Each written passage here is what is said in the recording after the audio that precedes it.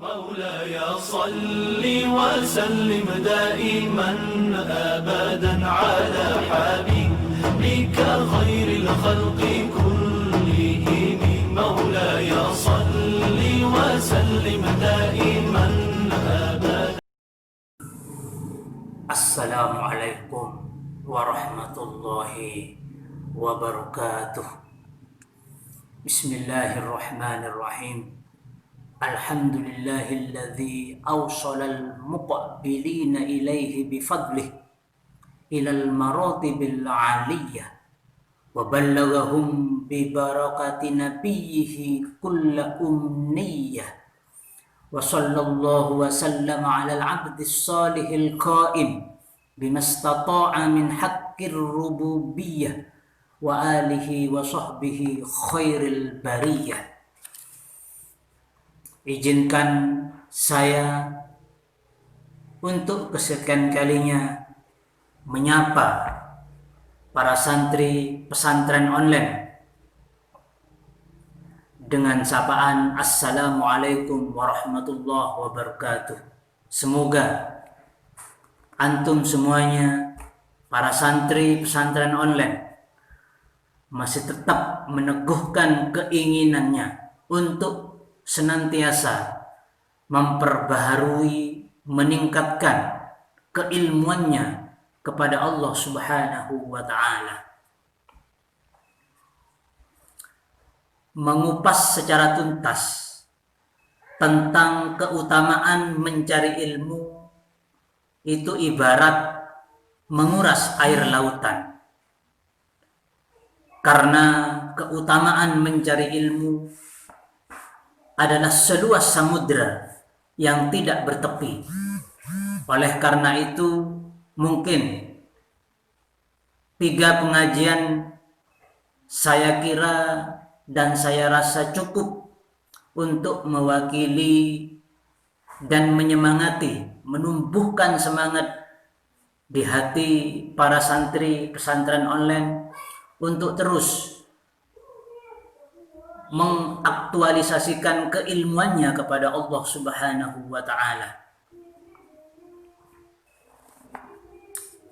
Para santri pesantren online yang semoga kehidupan kalian semuanya diberkahi oleh Allah Subhanahu wa ta'ala.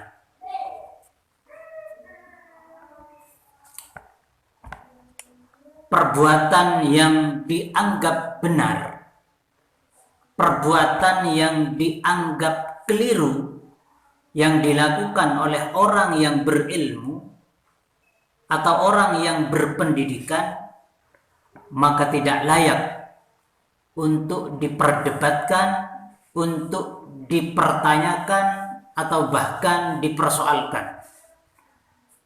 Karena ketika orang yang berilmu melakukan satu perbuatan dan ternyata perbuatan itu dianggap salah oleh orang lain, maka tentu orang yang berilmu memiliki landasan-landasan yang dianggapnya benar, memiliki dasar-dasar perbuatan yang dianggapnya tidak keliru berdasarkan pengetahuannya terhadap perbuatan tersebut. Tetapi sebaliknya, perbuatan yang dianggap benar tetapi dilakukan oleh orang yang tidak berilmu, tidak berpendidikan, maka perbuatan itulah yang selayaknya untuk diperdebatkan, dipertanyakan, atau bahkan dipersoalkan. Karena kemungkinannya orang yang tidak berilmu ketika melakukan satu perbuatan tertentu dan perbuatan itu dianggap benar, boleh jadi ada kemungkinannya perbuatan yang dilakukan oleh orang yang tidak berilmu dan itu dianggap benar itu hanya secara kebetulan saja, tanpa dilandasi dengan ilmu pengetahuan yang ada. Oleh karena itu, Imam Al-Ghazali di dalam kitabnya yang berjudul Ayyuhal Walad menulis satu kata yang cukup mendalam maknanya. Al-ilmu bila amalin jununun.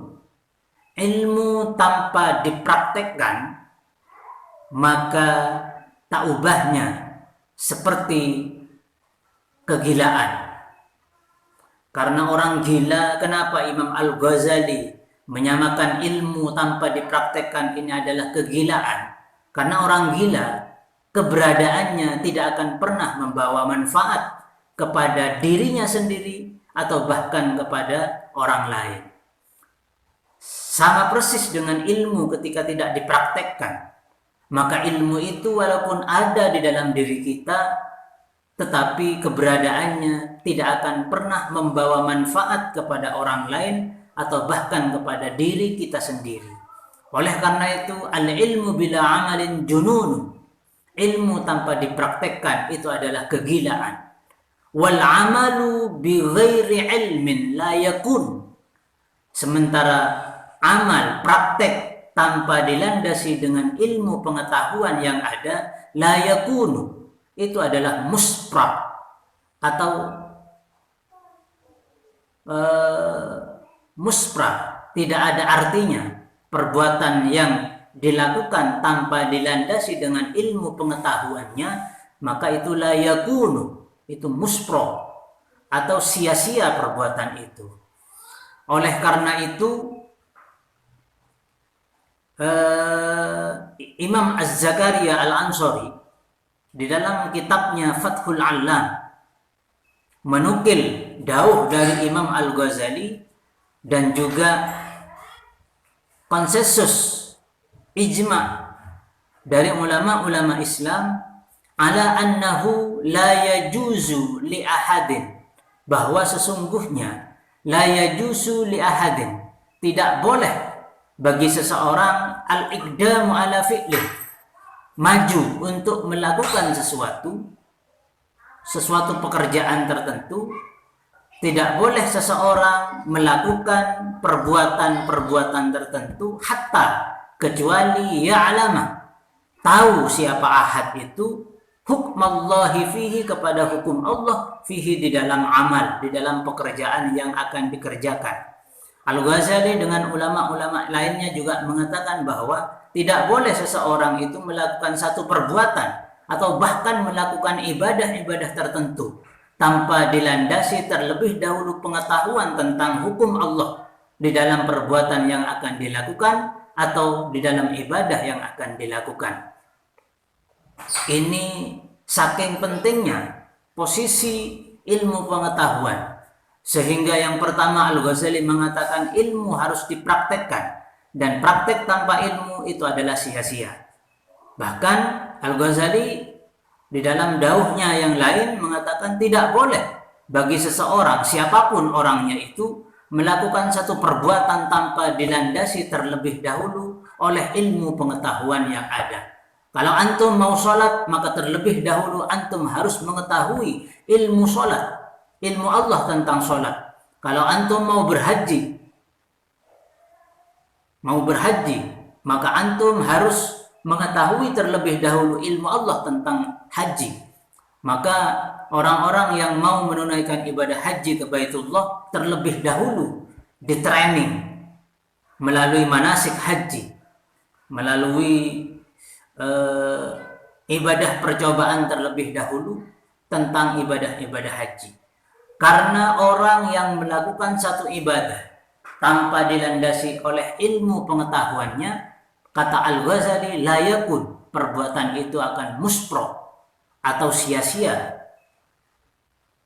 Walaupun perbuatan itu kebetulan melakukannya sesuai dengan aturan-aturan yang ada. Namun hal itu tidak cukup bagi orang yang ingin melakukan perbuatan dan ingin mendapatkan keutamaannya. Karena ilmu itu akan mempengaruhi keutamaan pekerjaan yang akan ia lakukan. Satu ibadah tetap tanpa dilandasi dengan ilmu pengetahuan di dalam ibadah itu, maka ibadah itu akan muspro, sia-sia dilakukan, kata Al-Ghazali. Oleh karena itu,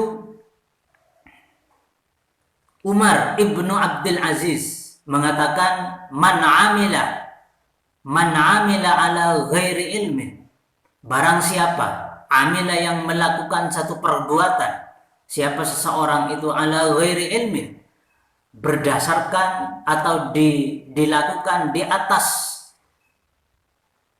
kebodohannya, tanpa ilmu pengetahuan, kana ma yufsiduhu aktsaru mimma yuslihuhu, maka sesuatu yang bisa merusak terhadap perbuatan itu lebih besar kemungkinannya daripada sesuatu yang bisa memperbaiki perbuatannya itu. Artinya apa? Katanya Umar ibnu Abdul Aziz, seorang khalifah pada masa dinasti Abbasiyah, mengatakan bahwa perbuatan yang dilakukan tanpa dilandasi dengan ilmu pengetahuan, maka perbuatan itu lebih cenderung dilakukan dengan cara-cara yang tidak benar. Walaupun mungkin sebagian kecil saja yang akan dilakukan dengan cara-cara yang benar. Orang yang beribadah sholat tanpa dilandasi dengan ilmu pengetahuan tentang hukum Allah di dalam ibadah sholat tersebut, maka sholatnya dimungkinkan sebagian besar akan dilakukan tanpa rambu-rambu yang telah ditetapkan oleh Allah Subhanahu wa ta'ala. Dan sebagian kecil saja yang akan dilakukan dengan sesuai dengan aturan Allah Subhanahu wa ta'ala. Maka dari itu, orang-orang yang sampai saat ini masih diperkenankan oleh Allah untuk menuntut ilmu, maka itu sungguh merupakan nikmat yang begitu besar yang telah diberikan oleh Allah Subhanahu wa ta'ala. Karena nikmat, maka perlu kita syukuri, walaupun hanya sebatas beberapa detik saja mendengarkan pengajian di pesantren online ini. Karena man syakaral qalil, barang siapa yang bersyukur terhadap sesuatu yang sedikit, man syakara al-qalila, barang siapa yang bersyukur al-qalila kepada sesuatu yang sedikit, istahaqqal jazila, maka dia berhak untuk mendapatkan sesuatu yang banyak. Barang siapa yang bersyukur kepada sesuatu yang sedikit, maka istahaqqal jazila, maka dia berhak untuk mendapatkan yang lebih banyak lagi. Oleh karena itu, Umar bin Khattab, khalifah kedua setelah Abu Bakar As-Siddiq menjabat sebagai khalifah, berkata, la yabi fi suqina, janganlah kamu menjual barang fi suqina, di dalam pasar kami, di dalam pasar-pasar negara kami, wala yastari, dan janganlah orang itu atau kalian membeli sesuatu, man, kepada orang, jangan pernah menjual barang kepada orang, jangan pernah membeli kepada orang, lam yatafaqqah, yang tidak memahami tentang fikih muamalah, tentang bagaimana aturan-aturan di dalam jual beli. Kenapa Umar Ibnul Khattab melarang seseorang untuk menjual barang kepada orang yang tidak ngerti fikih, melarang orang untuk membeli barang kepada orang yang tidak ngerti fikih? Fa innaman, karena sesungguhnya orang lam yatafaqqah, yang tidak memahami tentang ilmu fikih, khususnya fikih tentang jual beli, akalar riba, maka dipastikan dia akan memakan barang-barang yang diharamkan oleh Allah Subhanahu wa ta'ala, memakan barang riba. Wahua, sementara dia ketika makan riba, la ya'lam, tidak mengetahui apa yang dimakan itu ternyata adalah barang riba, karena berdasarkan tidak memiliki ilmu pengetahuan tentang apa yang ia lakukan ketika melakukan transaksi jual beli ataupun transaksi pembeliannya kepada orang yang tidak mengerti fikih. Oleh karena itu, ilmu pengetahuan, betapa pentingnya ilmu pengetahuan sebagai landasan terhadap amal perbuatan kita di dunia. Karena sekali lagi saya katakan, dawuh Imam Al-Ghazali di dalam kitab Ayyuhal Walad mengatakan, al ilmu bila amalin, ilmu tanpa dilandasi dengan Al-ilmu bila amalin, ilmu tanpa dipraktekkan, jununun, itu adalah kegilaan. Tidak ada manfaatnya. Karena ilmu itu harus diaktualisasikan, dipraktekkan, agar orang lain merasakan manfaat terhadap ilmu yang antum miliki. Maka kawan-kawan saya yang mungkin mengenal saya, selamat berjuang mengaktualisasikan ilmu yang saudara-saudara miliki ketika yang diperoleh di pondok pesantren tercinta kita, Pondok Pesantren Salafiyah Syafi'iyah Sukorejo. Jangan mendekam di dalam rumah, sementara orang lain antum biarkan di dalam kesesatan. Saatnya kita keluar rumah untuk menunjukkan ilmu Allah yang sebenarnya. Jangan berikan kesempatan untuk memberikan ilmunya Allah ini kepada orang-orang yang tidak layak untuk memberikannya. Kasihan masyarakat yang telah dicekoki terlalu banyak ilmu-ilmu yang tidak berdasar, ilmu-ilmu yang tidak diperoleh dengan proses-proses yang cukup menyusahkan. Kita mondok belasan tahun untuk memperoleh ilmu, dan ternyata Allah memberikannya dengan riadah-riadah yang kita lakukan di pondok pesantren. Tujuannya Allah memberikan ilmu itu agar kalian semuanya bisa memanfaatkannya kepada orang lain, bisa menunjukkan orang lain jalan-jalan yang ditempuh oleh Rasulullah Shallallahu Alaihi Wasallam. Sekali lagi, jangan mendekam, jangan tidur, bangunlah. Mari kita bangun komunikasi ilmiah, pendidikan sesuai dengan ilmunya Allah Subhanahu wa taala. Sampai di sini dulu pertemuan kita pada kesempatan kali ini. Mudah-mudahan apa yang saya sampaikan membawa banyak manfaat dan barokah untuk kehidupan kita sendiri dan juga untuk kehidupan keluarga kita sendiri, utamanya keluarga, manfaat bagi masyarakat kita di sekitarnya. Sekali lagi saya tegaskan sebelum diakhiri, untuk adik-adik santri yang sedang menuntut ilmu di pondok pesantren, atau adik-adik mahasiswa yang menuntut ilmu di perguruan tinggi, teruslah berjuang, timbalah ilmu sebanyak-banyaknya, karena kamu tidak akan mengetahui ilmu yang mana yang akan memberikan manfaat kepada orang lain atau kepada dirimu sendiri.